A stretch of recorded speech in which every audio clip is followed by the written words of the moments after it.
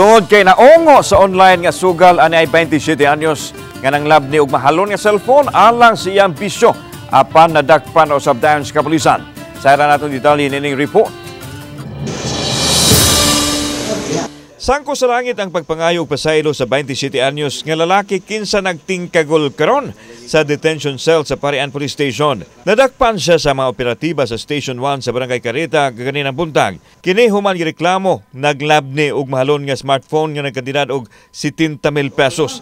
Nahitabo kini pasado alas 5 kagahapon sa buntag sa stoplight sa General Maximum Avenue, corner Imos Road, Barangay Loriga, San Miguel. Samtang stop signal, may gamit kadali sa iyahang cellphone ang biktima apan wa siya makabantay nga naa ang suspek sa iyang luyo o gilab ni ang iyahang cellphone. Nagpatabang ang biktima sa kapulisan kinsa daling nagpahigayon og follow-up operation nga misangpot sa pagkasikop sa suspek dito silang Pinoyanan. Giangkon sa suspek ang salaod og iya kunong naprinda ang cellphone og iyahang gidugang nga nahimo niya ang krimen tungod kay nagumon siya sa bisyo sa online gambling. Nganong nakahimo man ka ato dudong?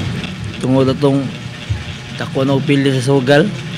Sugal? Wala na ko control bitaw. Unsa man sugal ah? Spin, scatter.